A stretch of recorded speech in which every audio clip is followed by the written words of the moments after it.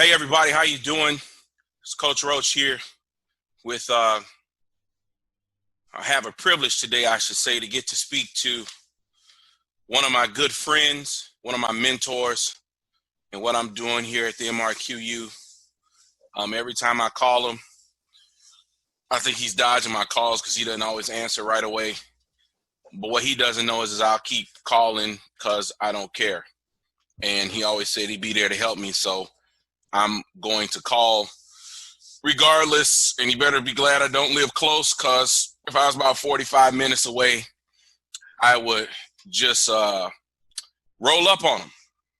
Kind of how I move. But he's a good friend of mine, Coach Tom George from QB Impact out in OKC, Oklahoma City, by way of Florida and by way of Hawaii and all that other good stuff. So I wanted to bring him on today because I know we're in a very unique time right now when it comes to high school football, and in particularly with the class of 2021, even 22s and some 23s. And I know people are all, and not just because of the time we're in right now, but there's so much misinformation going on out here, and people think they know what to do, but I can attest that this man knows what he's talking about. He's been through the grind of recruiting, not just with his boys that have played high-level football, but he's helped so many other kids, and he's had the privilege of coaching in the state of Florida. And I always tell people, when you deal with Florida, Texas, and California, it's just a different ball game. Yeah, it's just different. And I wanted to have him on because I know he's going to shoot straight. I'm going to ask him some questions, and if someone's feelings get hurt, oh well, get over it. How you doing, Coach? Man, I'm good. I'm humbled, and I appreciate you giving me the opportunity to speak on behalf of your organization and to your families. And like you said, at the end of the day, I don't have all the answers, but I feel like I have an in-depth understanding of recruiting and how it works. Typically, not everybody's going to agree. Like James Franklin from Penn State once said to a group of parents, you all think your kids are better than they really are. So you don't like to listen to recruiting, but at the end of the day, hopefully I can give you some tidbits that make it a little easier. Yeah, one of the things that I find going on, and I think one of the great things first, I really enjoy the time I get to spend with you at QB Impact and at your camps and things. And as I always told you, everything that you do, if I like it, I'm stealing it, and that's just how it is. But one of the things I really appreciate about what you do is the mock recruiting situation for the kids that are there, where they get an opportunity to, you have various coaches play different roles, and you really get to see how kids interact. I know it's I don't want to say makeshift. It's not a skit. It's almost an illustration, a visualization. And the reason I say it's not a skit or anything like that is because you basically tell the coaches who you are, but then you let them go from there. So it's not, okay, you say this, you say this, you say this. So it's not structured. And I think that's one of the things that I really appreciate, is that you get to see how these kids interact. I remember one of the first ones we did, the first camp I did with you. I'm trying to keep from rubbing my nose, but the one thing you're not supposed to do, you always do. I remember when we were in Nashville, and you had some of the other coaches. I was sitting watching, because again, that was my first time being there, and you had the kids come in, and I remember they were drawing. You had one kid, he was drawing on the whiteboard. You said, draw me your favorite formation, draw me your favorite play, and explain it to me. What is it? And they drew all circles for the linemen, and then they drew. They were in 2x2, and they drew circles for number 2 and circles for number 1. And you stopped them. You said, "Who is that?" I didn't know Circle could snap the ball. Now you got to understand something. I know that.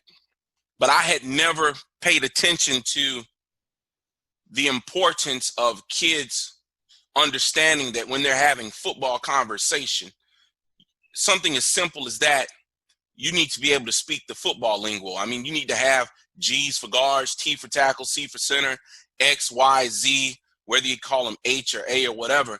And I think the one thing that I'm finding out when it comes to recruiting, how important it is for kids to be well versed in football language. You get what I mean? To be able to articulate, because let's face it, there are kids being trained by guys all over the country and coaches that are teaching kids. But I always stress to them, you need to be well versed in football language, you know? Yeah, 100%. I think the problem is in today's game, kids don't love the game. They want to play the game, but they don't love the game. Right. Love the game means you're consumed by it, right? So you want to learn all aspects of the game. See, because of the society of hype we're in and social media, kids would rather show a throw on Twitter than show that they could schematically draw out a play. Right. Because today kids don't really learn the football game, right? Right. We've gone from the understanding of positions and what we do on the field from, hey, just go out and play.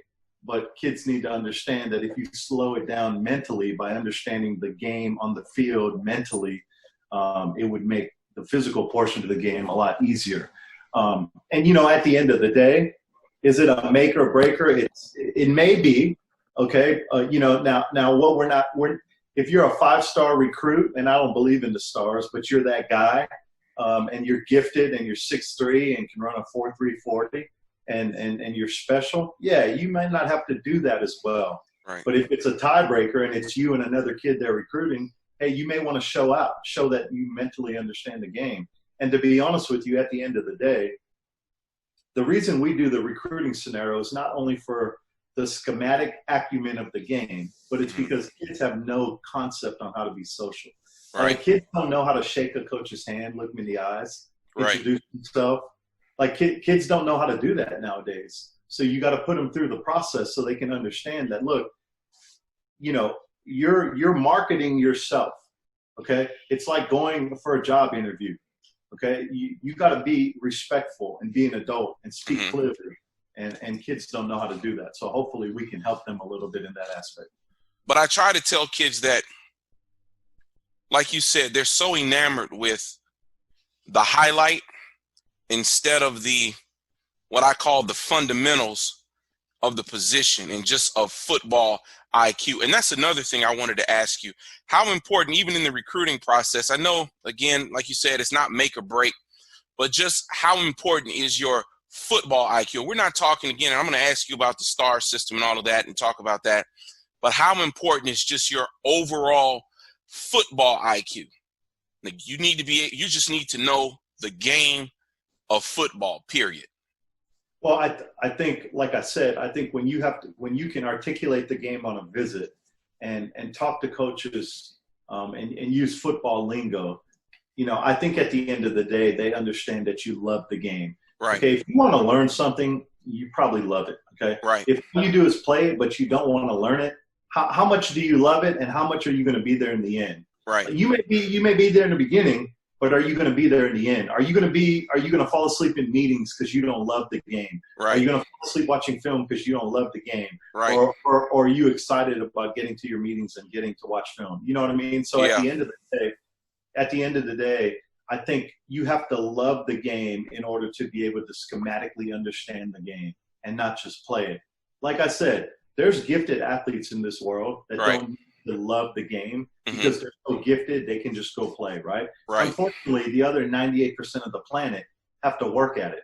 So if you're 6'1", 200 pounds, and you're like 80% of the planet that are all 6'1", 200 pounds, you got to do something to separate yourself.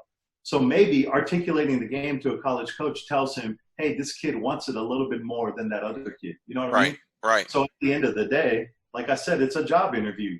What can you give more? What can you give to that college program that the other kids can't?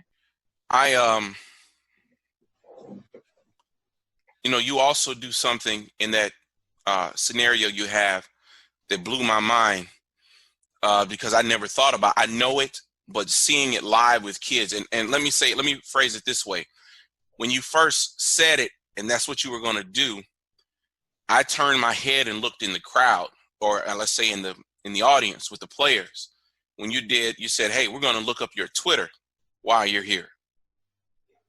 And boy, it's a lot of those kids got tight cheeks because they couldn't remember what they had put on Twitter. And I always tell kids, be careful what you repost, what you post, be careful who you follow and who you let follow you. You know, because all of those things matter. And I know you have that story, the story you told. About the preacher's kid? Yeah. I mean, you know, here's the thing, right? In today's society, now, I'm not going to lie, I'm blessed and I'm fortunate there wasn't social media when I was a college kid, right? That makes two of us. Right. And, you know, so don't get me wrong. I know it's tough and I haven't lived it, so I'm not going to pretend I have. But I will tell you, coaches don't only look at what you post, but they look at what you like and what you retweet. You know what I mean? So you got to be smart about your social media content and understand what it's there for. Are you using social media to show the world how cool you are? Or using social media to market yourself as a human being and athlete? So I guess at the end of the day, you have to determine what the purpose of social media for you is. If it's to gain followers and show everybody that you're the hype guy, then that's fine, okay? But if you're a high character young man that does things the right way and that's what you want to show, then that's what you need to like and retweet, okay? Because it's as simple as this, right? I got one of my kids who's a high character kid who I truly like. He retweeted something, a political view. It doesn't matter if it's Democratic or Republican. He retweeted a political view, okay? Well, the problem with that is it's unfortunate, but that coach recruiting you may not have the same political view. Exactly. Okay? So did he do anything wrong? Not really, but he's got to be careful, okay? Yep. Because remember, you're marketing. If your goal is to play college football, that's who you're marketing to, okay? So you got to be careful with the content that you're putting out there, if that makes sense. Yes, it does. I tell all my kids, I say, listen, stay away from politics, stay away from anything. I even, stay away from anything that might be controversial that could cause you to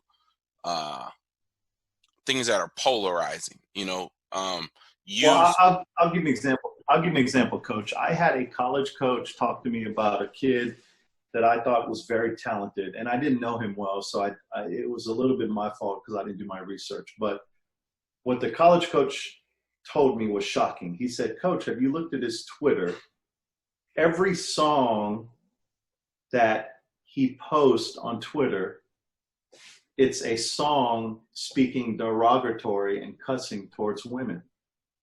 So I said, "Oh, understand. Okay, so what I'm saying is you got to be even careful with the music you put in your profile, because at the end of the day, you shouldn't enjoy that." Right. I mean, you know what I'm saying? And we're not, and in today's, always, but you shouldn't be putting anything derogatory about women, right, or gun violence or anything crazy like that. Right. Number one, you shouldn't believe it. Right. So why would you post it? You know what I'm saying? Yeah. I've seen many kids, kids that have reached out to me that I've helped, just try to give them some guidance, because unfortunately everybody's trying to keep up with the Twitterverse. Sure. People believe what they see on Twitter, whether it's offers, whether it's this, whatever. And so I've had kids reach out to me, and one of the first things I tell them is, hey, you need to go through your Twitter from today all the way back to when you signed up for Twitter and delete all things that if you have a question about it, get rid of it. If you can't definitively say yes, just get rid of it. Whether that is whatever you can think of. Because I try to tell them, my 8th graders, when they play their last game in 8th grade, I tell them, you're in high school now. You need to treat this like a business, because whatever level of college football that's how these coaches provide for their families. So to them, it's a business. And I think what happens is parents and kids forget that they are dealing in a business world. Right. Which gets me to the point of parents being proactive in the recruiting process, because coaches, unfortunately, can prey on the hopes and dreams of these kids and gas these kids up. Whether it's, I have to tell kids, look, all the time, just because you got a mailer doesn't mean they're interested in you. Yeah. They need camp bodies. Yeah. Well, you got to remember, there's a graduate assistant or an assistant coach that his sole job is to get these camps going, right, for these guys. So at the end of the day, depending on the head coach and what his rule is, he may tell this coach, hey, we're going to pay you a certain percentage of revenue for camps. So I'm going to tell you, so what's he do? He invites everybody in the nation to his camp because he's getting paid for that, right?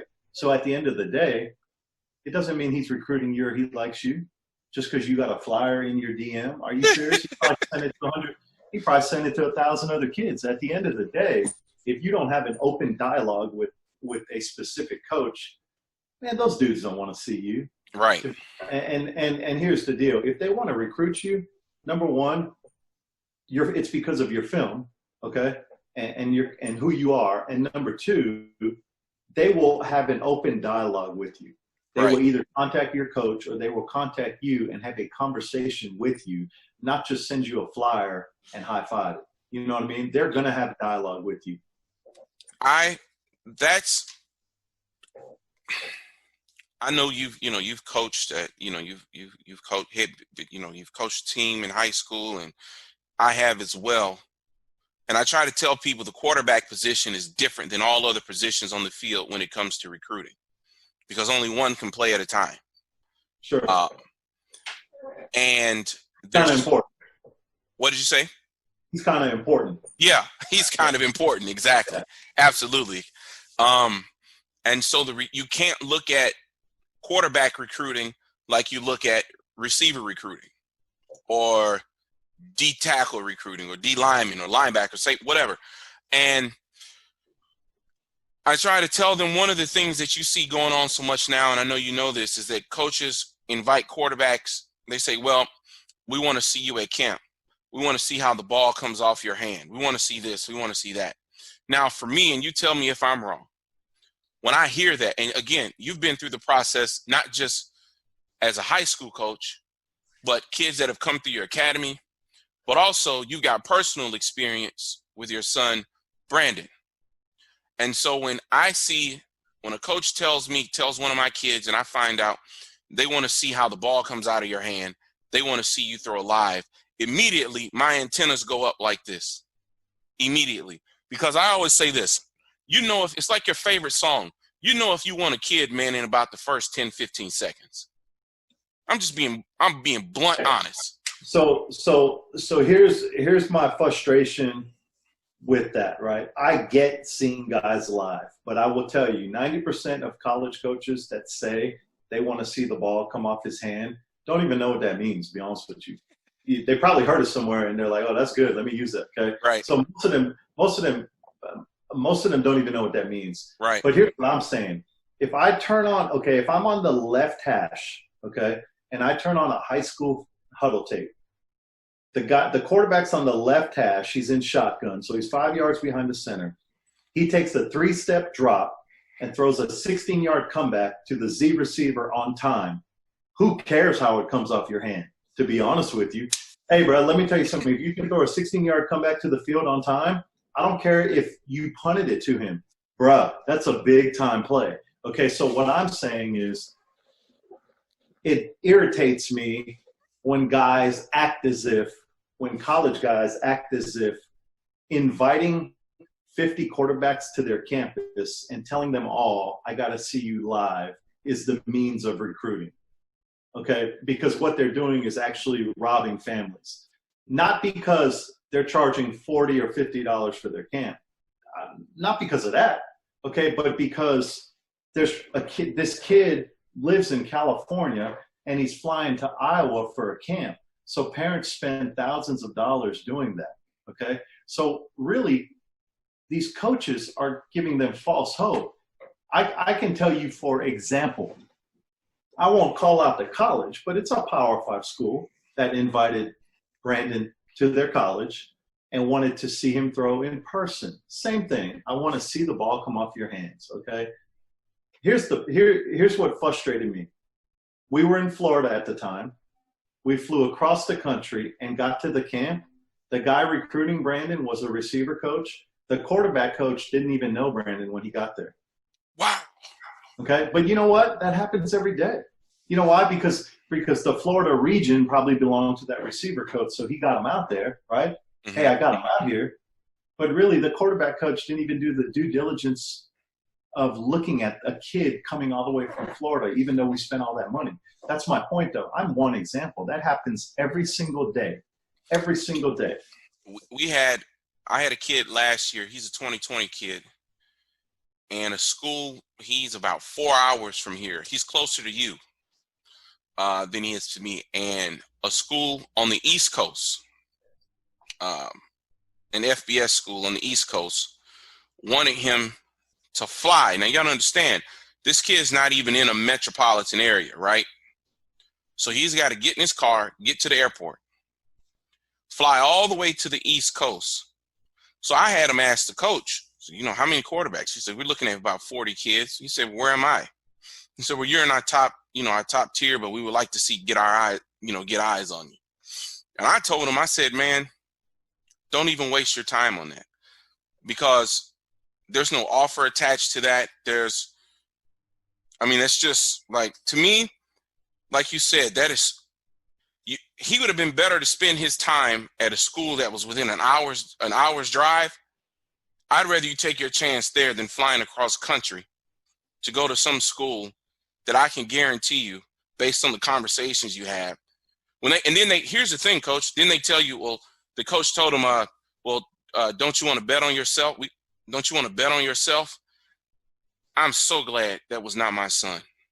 I am so glad, because to me, that was overstepping the line, challenging the kid to bet on himself, to fly 1,000 miles, 1,500 miles all the way on the East Coast 100%. For a 1 day, 3-hour camp.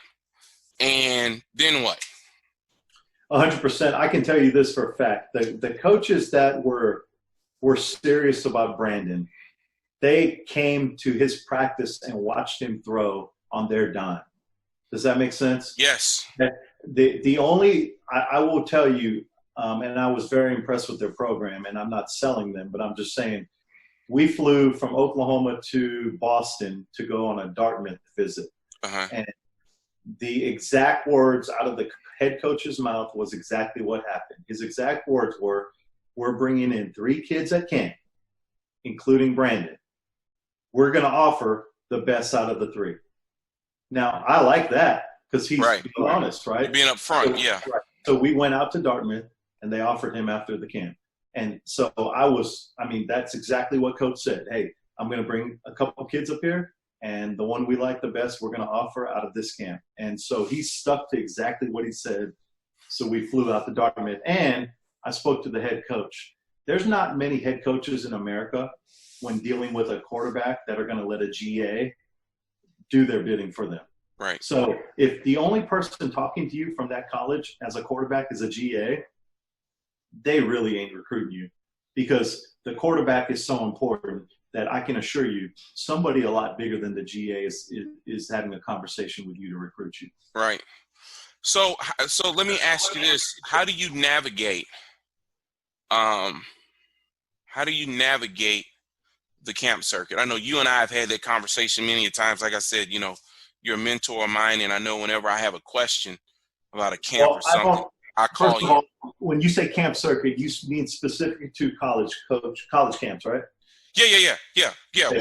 We're talking about college camps on campus, okay. Because that's where I direct my kids to go. Unless, like you say, there's only 2 kinds of camps.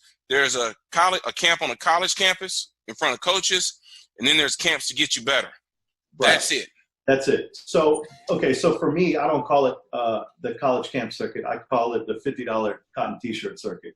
Okay, because you flying around the country and buying $50 cotton T-shirts, which while we're marketing this, QB Impact will send you a $50 cotton T-shirt. Just hit me up. But so here's the thing, right? Right. This is what I do for me. This is my opinion, okay? And what I recommend to my athletes. Number one, if you have a school that you really like, that you want to build a rapport with the coaches and go to, then go to their camp. Here's what I will tell you with that is, but you have to be realistic about who you are, okay? For example, if you're not the varsity starter at your school, if I were you, you probably shouldn't go to Notre Dame's camp. Because if you can't play at your high school, Notre Dame ain't recruiting you, okay? Right. So my point is there's some reality involved in that. Yeah. Okay? The second thing is don't go to a camp if they're not verbally and physically recruiting you, okay? Like getting a flyer through DM is not recruiting you, okay? And I know we post it on Twitter as if it is, because that's what kids do, because they love the hype. And coaches know they love the hype, by the way. But at the end of the day, if they want to see you, they will contact you. They will DM you. They will call you. They will find a way to get in touch with you. They will contact your high school coach. We like this kid. Please have him come to camp. But if all you get is a piece of paper in the mail or a DM, okay, trust me, they are not recruiting you. But however, now here's the deal. If you want to go to a college camp because you love the campus and you want to have the experience of doing it, that's fine. But as long as you know that's what you're doing, okay? For example, I got some friends who are diehard Notre Dame fans, okay? They wanted to go to a game and go on a visit, so I helped them do it. But they knew they're not getting recruited by Notre Dame. They just want to be a part of Notre Dame's aura and be a part of it. So that's what they did. But they knew that, okay? But they knew that, okay? So what I'm saying is you have to understand why you're going to the camp. If you're going to the camp because they're recruiting you and they're not talking to you, they're not recruiting you, okay? I've been Oklahoma's camp had 600 kids in it. They were probably looking at one kid there. There was a safety from Georgia that was there, and every single coach on the staff was talking to him. The other 599 kids got T-shirts. So let me ask you this. I think people are confused with what does it mean to be recruited by a school. So you said when a school is recruiting you. Okay. Because they've gotten slick now where they send kids DMs. How are you doing? Send me your this, send me your that, and then they never hear from the kid. Then the kids never hear from the coach again. But the kid is under the impression that they were being recruited by. Here's how I say, you tell me, add to this, clarify it for me. This is how I decide whether a school is recruiting a kid.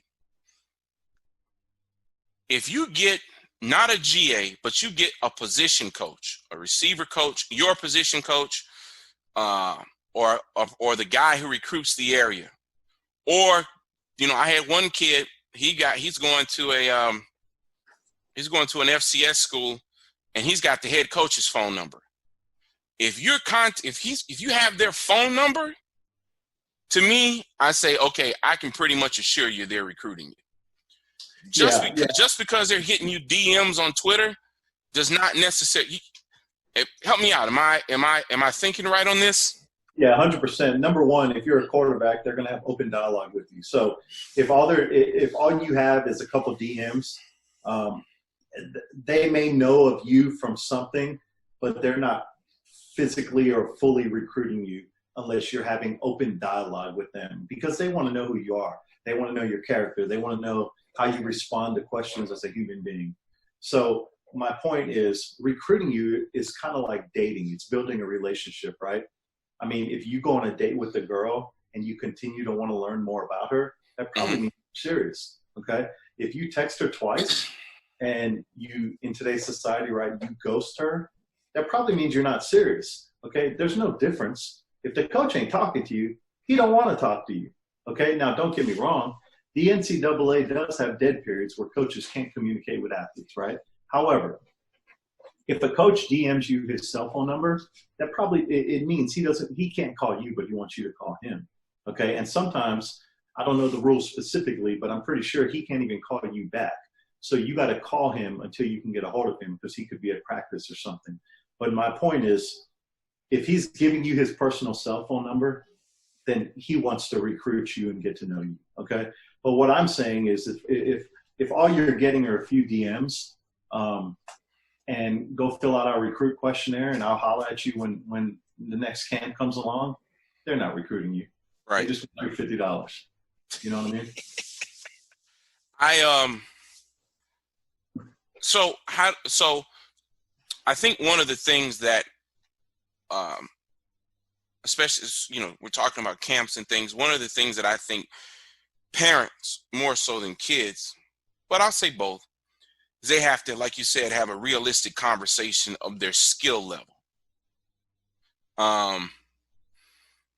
I think one of the things that's messed up kids, and I'm seeing it now, I thought what Russell Wilson was able to do was, at his size, when you're dealing with quarterbacks, people start saying, oh, okay, smaller quarterback, okay, I got a shot. That's true, but do you understand his skill set? This kid was drafted in the MLB as well. So we're not talking about him. So then let's fast forward, and then you see a kid like Kyler Murray. Well, I was talking to somebody, and they were talking about a kid, hey, we're going to try to go, we're thinking about trying to go to, let's say, Oklahoma or whatever, and they brought up Kyler Murray, and I stopped them. I said, time out.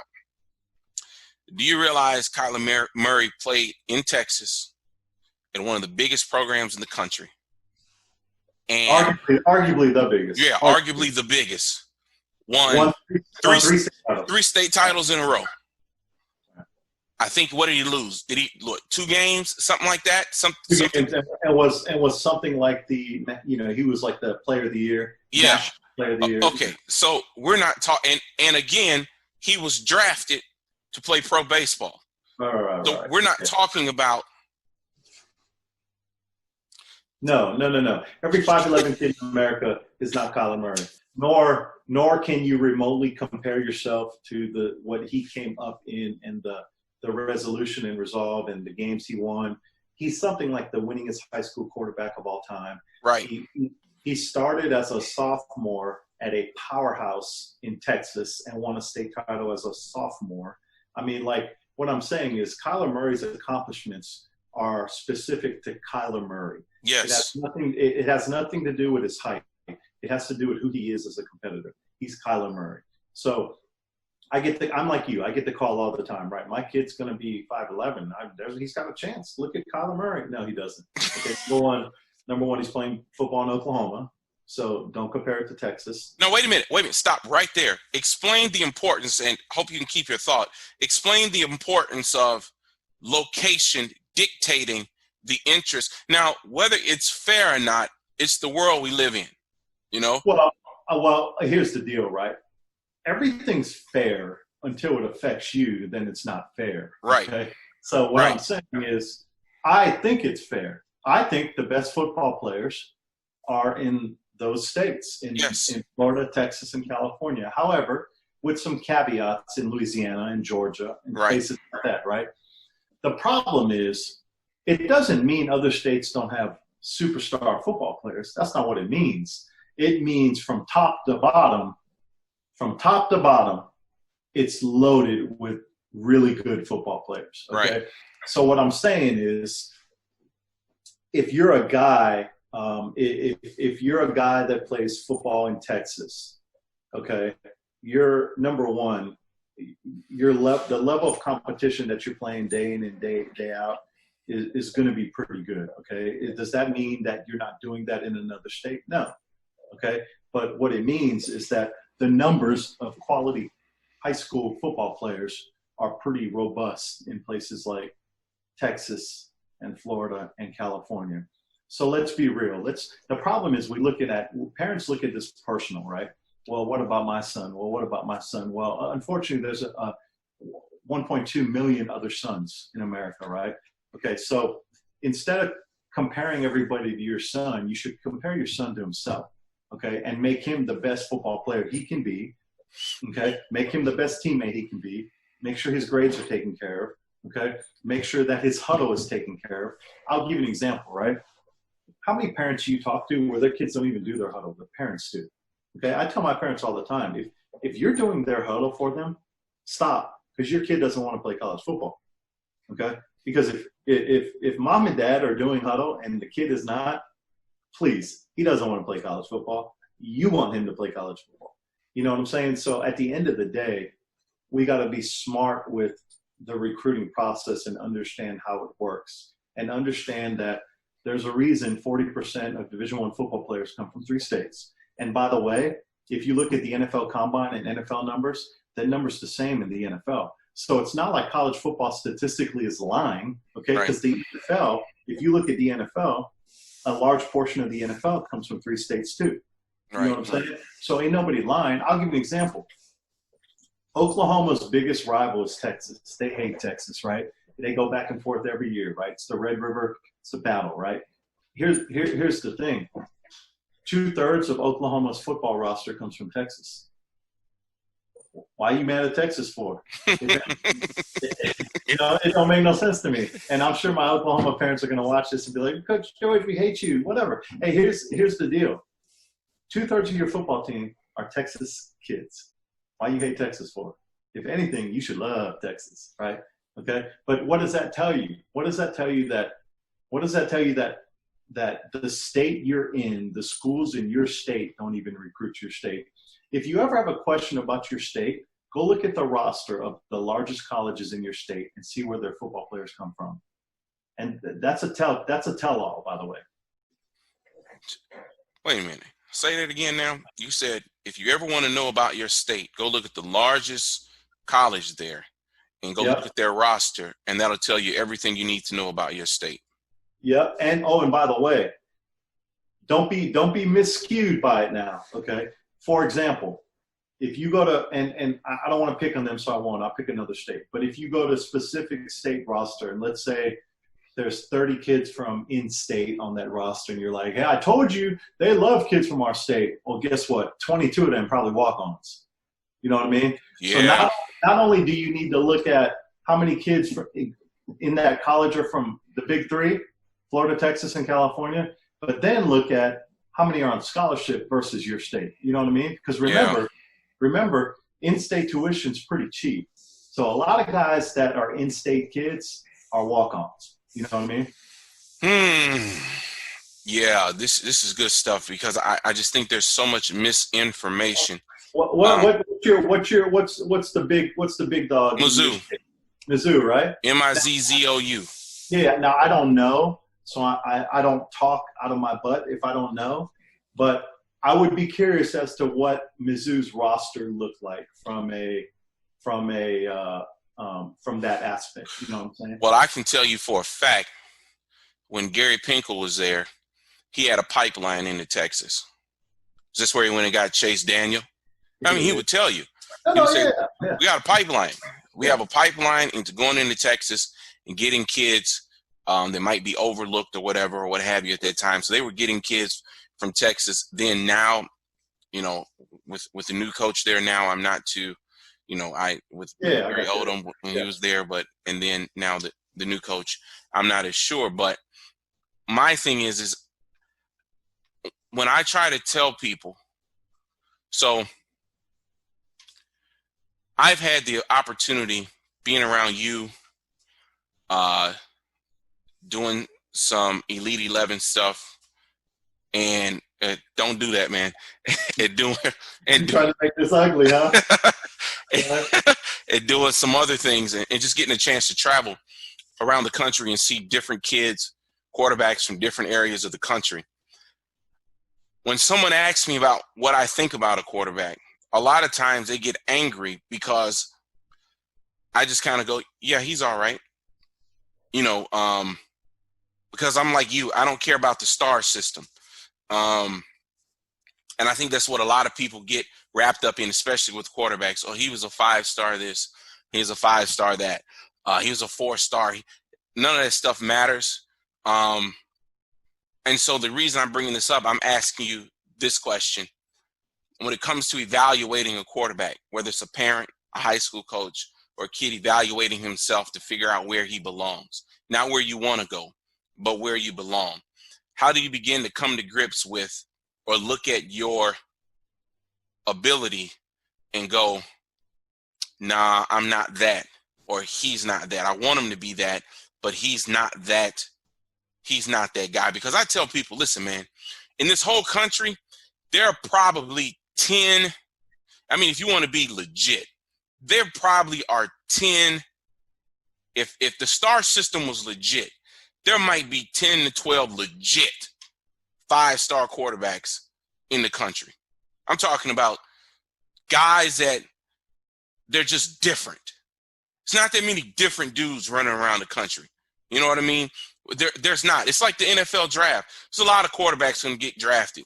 There ain't that many different ones, you know? And people throw that out, that this guy, yeah, he's special. Well, okay.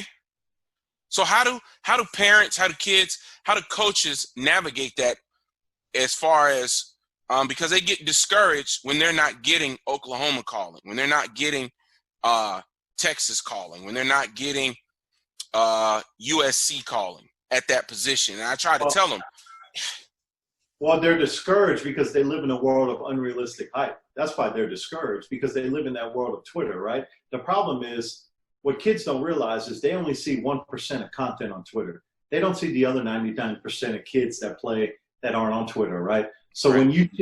when you see 100 posts a day, and based on your followers, 40 of them are college offers, you want to know why you don't have a college offer. Right. But in the big scheme of things, that percentage is nationally so low, it's unbelievable. Right. So the problem is we live in this unrealistic world of social media. So we think what we see is real world. Well, number one, if somebody posts an offer on social media, number one, it's not even, there's no human resources department on Twitter that verifies everything posted, right? Right. So kids can post what they want on Twitter. Kids, I know kids that get flyers in the mail and post, I got an offer. You know what I mean? Which clearly is an offer, okay? Right. And the NCAA doesn't even deem off, like you're not even eligible to commit to a school until September of your junior year. Like, and then once you get an offer, you don't even know if it's committable or non-committable, because you have to ask the question. There are some colleges that say, we want to offer you, but it's not committable, meaning you can't even commit to the school. We're just getting involved in the recruiting process, so you know that we're interested. You know what I mean? So at the end of the day, kids have to be realistic about where they fit in. Number one, okay. Here's the deal. There's a reason that if you look at the landscape of college football, let's be real. There's only 10 teams that will ever play for a national championship. Let's be real. Okay. Yeah. There's a top 25. But they can't all play for a national championship. No. UCF proved that. Okay, they went undefeated, right? So my point is, there's really only about 10 teams that can play for a national championship. Okay, well, those 10 teams have quarterbacks, right? Okay, so my point is, if you look at the landscape of things, the percentages of kids that actually play Division I sports is something like 6%. Mm-hmm. Okay, so what qualifies a kid to fall within the guidelines of that 6%? Okay, there's a lot of things, right? There's academics, there's talent, okay? There's what you're doing productively at that school, right? It's not the school's fault, but not every school a kid goes to has an offense or a skill set conducive to being recruitable. Right. Okay, and that's just the way it is. I mean, but it works both ways. If you go to a triple option school, okay, is Alabama going to recruit you? Probably not. But if you go to a spread school, is Navy or the Air Force Academy going to recruit you? Probably not. So what I'm saying is a lot of things have to fall in line for you to be recruitable. But at the end of the day, you should make a list of schools that are important to you, that are realistic, and then, of course, make a list of some dream schools. You know what I mean? But put it on Huddle, man. You got to put it on tape.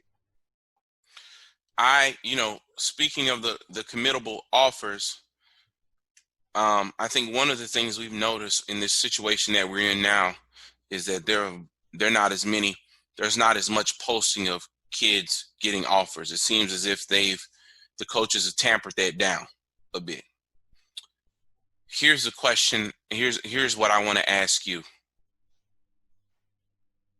We talk committable and non-committable offers, but we just experienced a situation last year where a kid had a committable offer, and on signing day, they snatched it.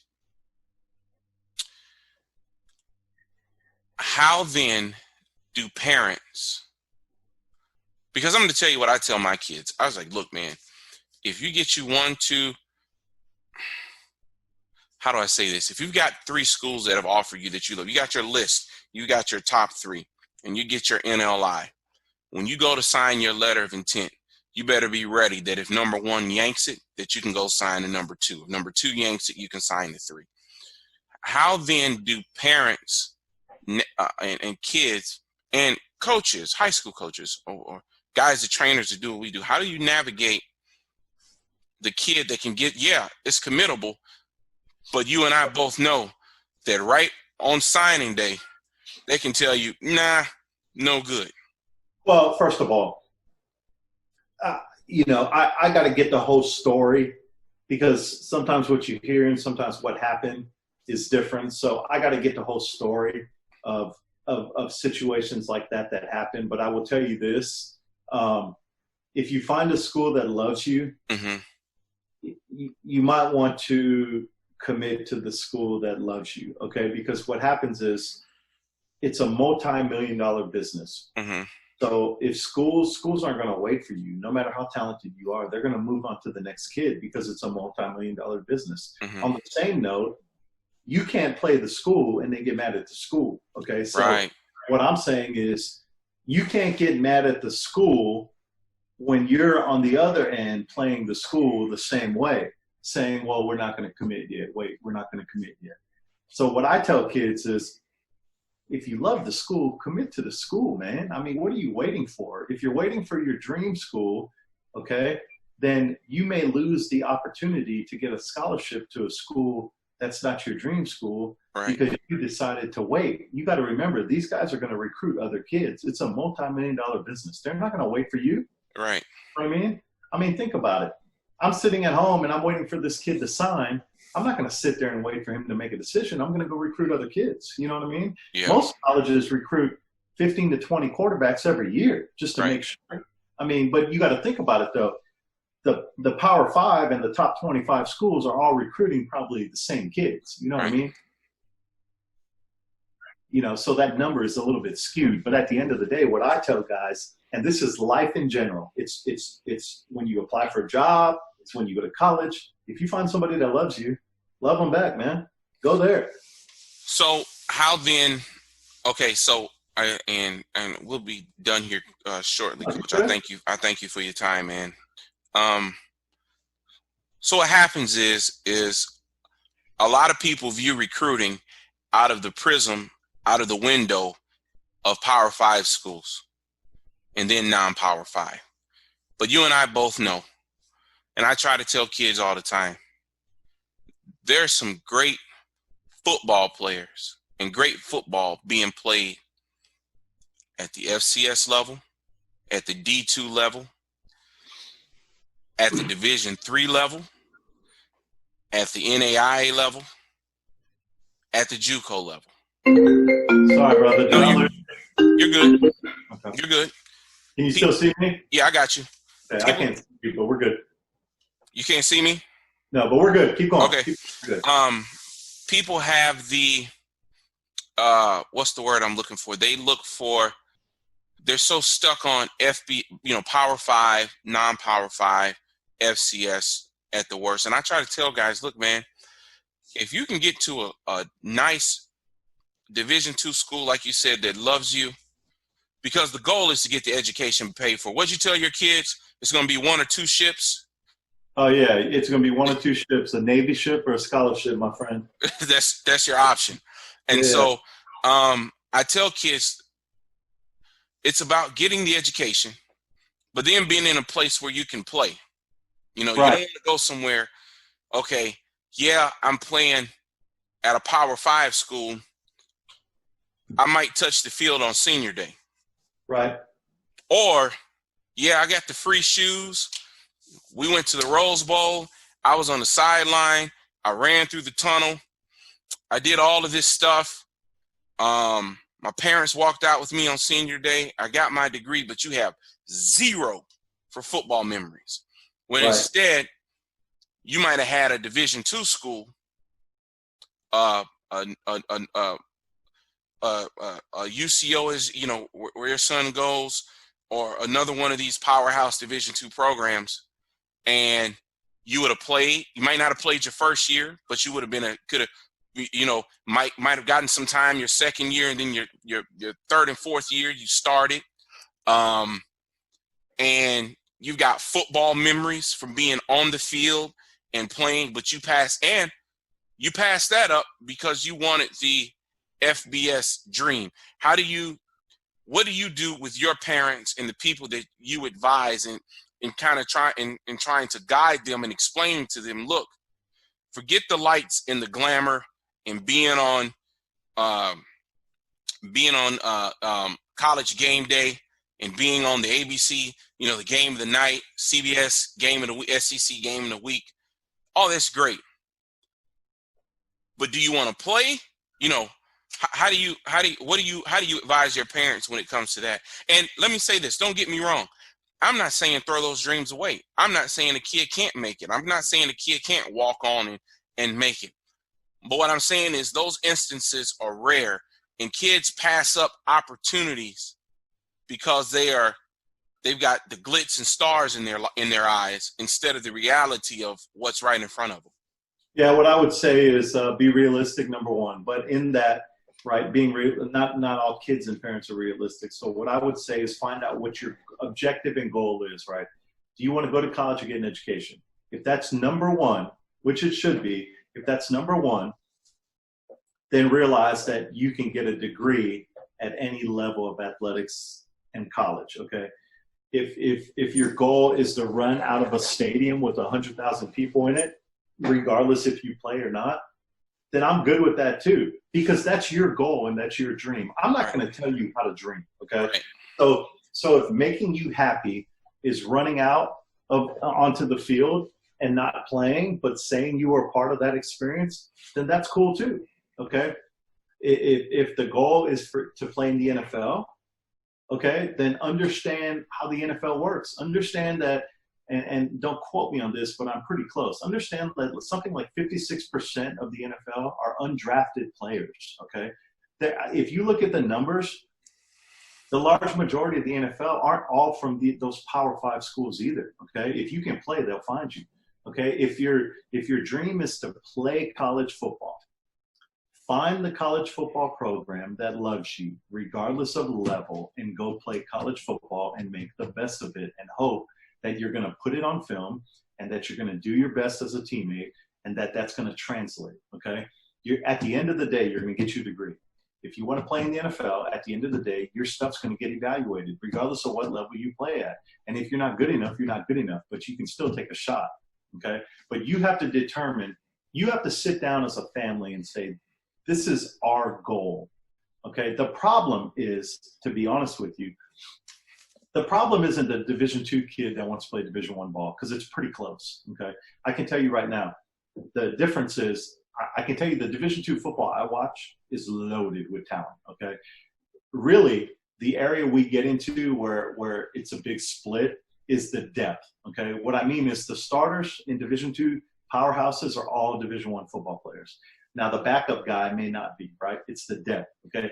But what I'm saying is, if you can sit down with your family and put in perspective what your goals are, okay, then don't look at the Division I, Division II, Division III, and don't look at that, okay? Look at how you meet your goal and meet your objective, okay? This is, and give yourself scenarios. This is the best case scenario. This is the worst case scenario, okay? This is what we want to try and do, okay? Just understand that you have to have a plan to fall back on in case it doesn't work, in case your dream school doesn't work, okay?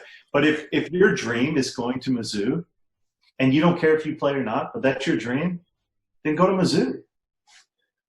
That's cool as long as you understand that. You know what I mean? So at the end of the day, let's be real, coach. We're not just talking about football, right? Not everybody can be an orthopedic surgeon, okay? But there's some kids that dream about being orthopedic surgeons. Not every kid can go to the moon, okay? But some kids dream about being astronauts. At some point, kids and parents need to sit down and say, I got it. You want to be an astronaut? Well, you just got an F in math, okay? And, so, you know what I'm saying? So at some point, you have to be realistic about the talents of the child. Okay, two last things, man, and I'm going to let you get out of here. One, I see so many times, especially with the quarterback position, and again, I know you've helped kids at every position, receivers. I mean, one of your sons is a lineman. I mean, you've run the gambit on kids that you've advised, helped coach. But when it comes to the quarterback position, when I watch, let me say this, number one. Whenever someone talks to me about a quarterback and evaluating a quarterback, and they're talking about how good a quarterback is, and the first thing they say, or one of the first two things they say, or I'm going to give them three. One of the first three things they say is, boy, he's got a strong arm. I immediately exit the conversation in my brain. I keep listening, but I'm gone because that's the last thing that I really care about when it comes to. So with that being said, so many times with huddle, I get kids, and I had one kid that I was helping. He was in Tennessee, and I looked at his huddle, and 4 out of the first 5 plays were 9 routes. Yeah. I said, hey, man, you're not showing anything here. I mean, you're dropping back and you're chucking it. Because if you can't complete a 9 route or can't throw it, then you need to play another position. So when it comes to huddle, what are your few of your quick pointers, your keys that you tell your guys to do? Because I know you help some of your guys with your huddle. And one thing I appreciate about you, I know you say at camp, if a kid has a question about is this huddle right, just send it to you and you'll tell them, no, it's not right. You need to do this, that, and the other. Right. Well, let's start here with huddle in general for quarterbacks. Stop putting fireballs and circles around your body as a quarterback. College coaches know who the hell you are on the football field. All that stuff does is hype up your video and take up too much time for him to watch. Okay. Right. So nobody cares about the lightning bolt above your head before the play. Okay. That's number one. Number two, if I went outside right now and I've never trained a kid in my life and I said, hey, throw a fade or a 9 route to that really fast guy running by the slow corner, he could probably do it. Okay. Right. It's not hard to drop back and throw the ball as far as you can to a wide open guy who's really fast. In fact, if you look at the numbers, 9% of passes in the NFL go beyond 15 yards. Okay, that means the other 91% is within 15 yards. Okay, so what I tell guys is when you're doing your huddle, okay, number one, all your throws shouldn't be from the middle of the field. Okay, because you need to show arm strength. Okay, so can you throw a 15-yard comeback to the right side of the field from the left hash? Can you throw a corner route to number 2, slot receiver running a smash concept from the left hash to the right side of the field? Can you run boot and get your shoulders turned, create depth, and get downfield throwing the over route at 18 to 22 yards? Can you throw a seam window in the middle of the field and drop it in the bucket behind the mic and in front of the free safety? Okay. Can you do those things? Oh, and by the way, can you do it on time? Okay. Because here's the deal. If you throw a curl route because they're in quarters and the corner bails and the guy's been sitting there for 5 seconds, he's wide open. But can you throw it on the break on time? Meaning 1, 2, 3, hitch, ball. Okay. That's throwing on time. Okay. And what do you do when you get pressure? Do you freak out, drop the ball down by your hips, put your head down and run around in circles? Or do you sit in the pocket, you take it in the chin and deliver the ball? Okay, so what I'm saying is build your huddle as if there's a college coach in America looking at it and going, wow, he can do what we expect at the college level. Does that make sense? Yes. So then that leads me to this. What happens when your offense that you run doesn't have those plays in it? Now, Okay. yeah, Go. what do we do when they're limited based on the offense and the Sure. play calling of their offensive coordinator? How Okay. then do they show those skills? Okay, so number one, I'm a firm believer in doing what you got to do for your high school team. Okay, so I'm not the guy that says if you're at this high school and they run this offense, transfer. I'm not that guy. Absolutely, me neither. Neither Because I believe in doing what's best for the team. However, even in triple option and veer, okay, and single wing and offenses like that, there are concepts in there for boot and play action. Okay, Right. But this is whenever you're in a situation where your offense isn't effective enough to show your talents. Okay, that's when what I like to do is I like to put some training clips and attach them to my huddle or send them to coaches. Meaning, I'll go outside with my quarterback trainer or my high school coach, and I will film some plays where I'm actually working out and making some big throws. However, that is also the one exception where I don't get too overexcited when a coach wants to see you at camp. So, for example, if you run triple option and you have 3 or 4 plays where you're booting off it and you're throwing a deep comeback, and a coach says, "Hey, I love your huddle, but honestly, we can't offer you because I got to see you do more of that in person." I'm actually okay with that because he makes total sense. Right. Okay. But if you throw the ball 50 times a game and a coach is like, "Hey, man, I got to see you throw the ball more." Come on, man. Okay. So what I'm saying is, those are things you may have to go to camp if you're in an offense that's not conducive to what you need to do. Right. However, make sure you're prepared to go to camp, because what kids don't realize is they just go to camp. If they go to camp and they lay an egg, they hurt themselves more than they would have helped themselves. So the secret to camp is, if you're going to go, make sure you're prepared. But if you're not prepared, don't go, because you're going to hurt yourself, if that makes sense. Yeah, I always tell kids, I've got one kid that plays in an offense where they weren't that successful passing. It was a young team, and he's going to be a senior. But I sent him to camp because I knew he was electronically timed at a 4.540. Yeah. So he's going to pass. So he looks the part. Physically, he looks the part, and athletically, it's going to make them go, "Oh, let's take a look at you." Get what I'm saying? He's got something to offset that with, because the huddle film doesn't really show everything he can do. So yeah, I think that's a good piece of advice you gave there, to go out. And so you're basically saying almost script sort of a pro day.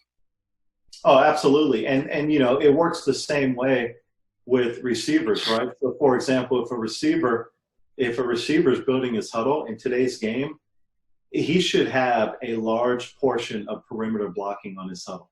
And I tell receivers that every day. All receivers have are fade routes, 9 routes on their huddle. Right.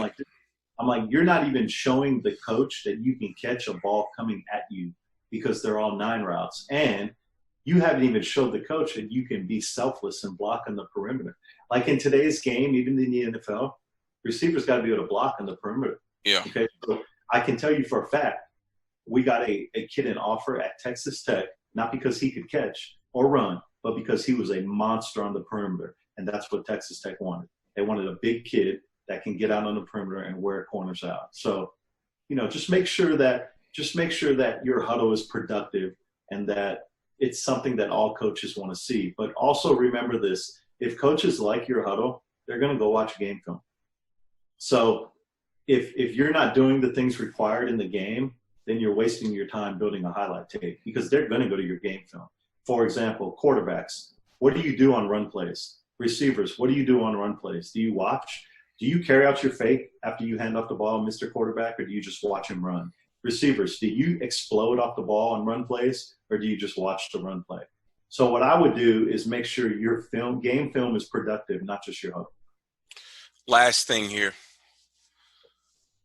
One of the biggest things that I've run into and I know they talk about, not they talk, but I know how important the high school coach is in helping the kid, because the coach talks directly to them.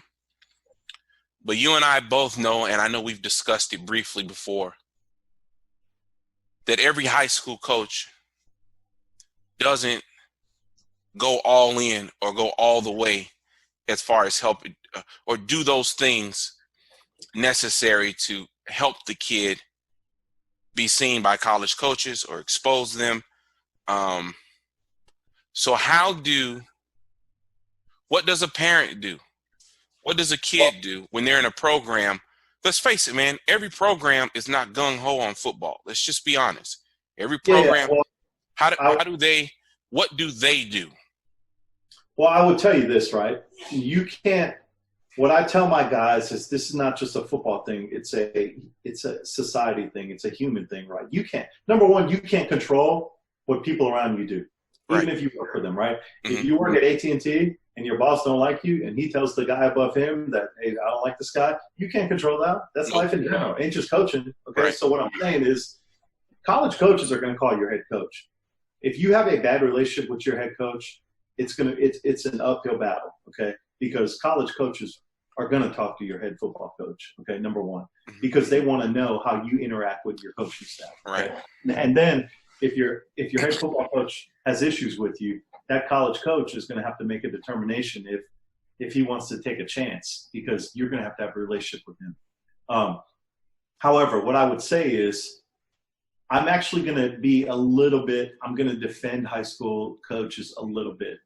And what I'm going to say is, if you look at the big scheme of things, high school coaches get paid dimes for what they do. Agreed. Okay. So what I'm saying is, we don't all coach at 6A schools in Texas where coaches get paid $150 grand.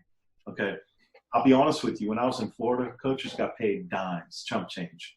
So now you're asking a coach who commits his life to the football program, who commits his personal time to the football program. Now you're asking him to commit to a kid's recruiting platform, which is another 2 to 4 hours a night, right? Mm-hmm. So I get that it's tough for high school coaches to do that. I truly do, okay? But what I'm saying is you have to do your due diligence, meaning your high school coach shouldn't be doing your huddle. Now, of course, he's going to put huddle. Right. But you need to be proactive and do it. You need to be proactive and build your highlights, okay? Then you need to be proactive to do your research and find emails and phone numbers and contact these guys. Okay, right. So what I'm saying is, if you go to said university's website, sports website, you probably won't find phone numbers and emails. Okay, but what you can do is go to Google and Google the athletic directory or staff directory for that college. By law, they have to have a phone directory. Okay, they have to. So you can Google any university in the country's phone directory for the school. It'll give you emails and phone numbers for everybody in the school, including football coaches. At that point, send football coaches your highlight, okay? And if you really want them to see it, call the football office and talk to a recruiting coordinator and say, hey, I sent my huddle in. Could you please let me know what you think, okay?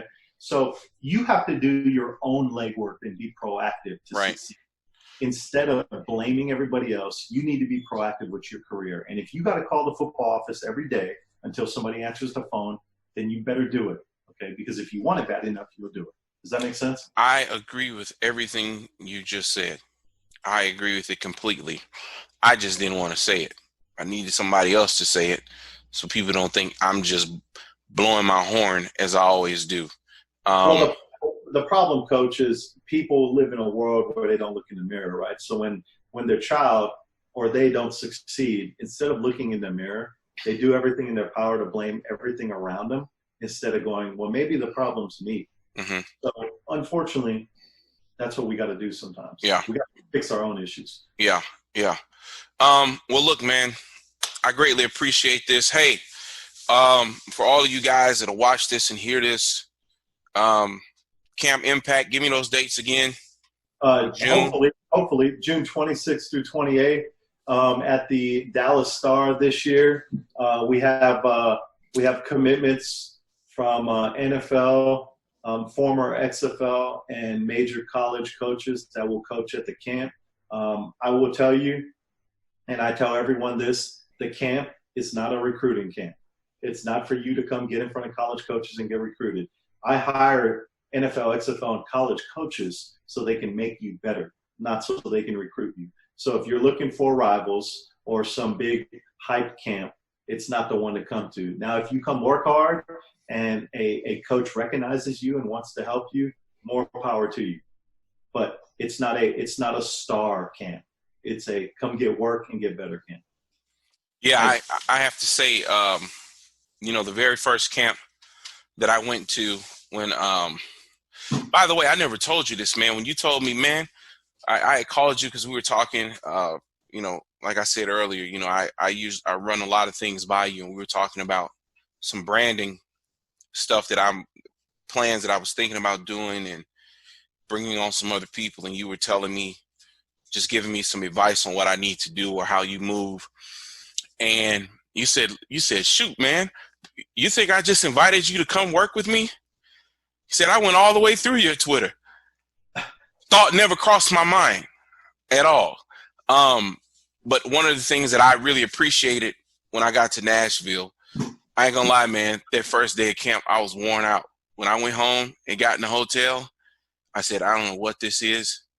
I don't know what this dude eats, but it was bang, bang, bang. And I appreciated that because I think one of the things that I've worked various camps.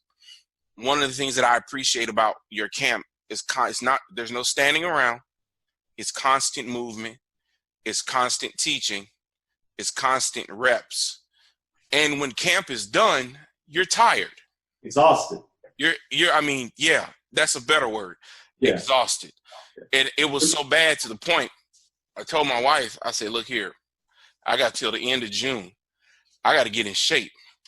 Coach, I'll be honest with you. Typically after camp gets done, I personally can't talk for about a week, but I will tell you this. I'm a firm believer in parents that work hard to earn money and pay for their kids to go to these camps. I want them to get everything I got, and I mean it. And I want them to get everything our coaching staff has. And you know as well as I know, if it's an NFL coach or an XFL coach or a college coach, you don't care.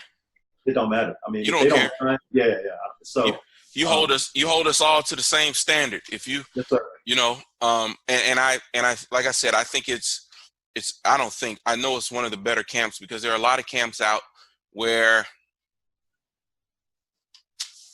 I'll be frank, it's a money grab. Sorry, I hate to say it, but it is.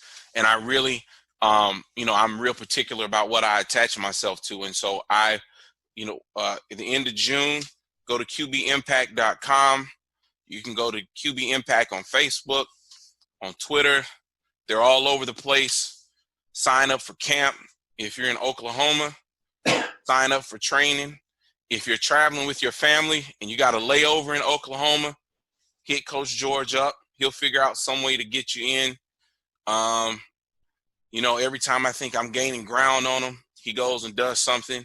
He didn't tell me about this star garbage until I thought I was gaining on him. It's like, yeah, man, I'm going to roll this out this year, watching what he does. Yeah, I'm gaining some ground. And the next thing you know, he sends me a message, a text. Hey, we're going to be in Dallas this year at the Star for Camp Impact. And I told my wife, I said, man, I'm happy, but God dog it. But hey, I appreciate your friendship. I appreciate your mentorship, all that good stuff, man. And I know I'll be talking to you soon. And like I said, man, hopefully we'll get camp in June. Hey, man, Coach, humbled, man. I appreciate you, and I appreciate what you do for the academy. And I'm humbled you had me on. Best of luck to you and your family, brother. Always, man. I'll get at you later. All right, man. Later. Yep.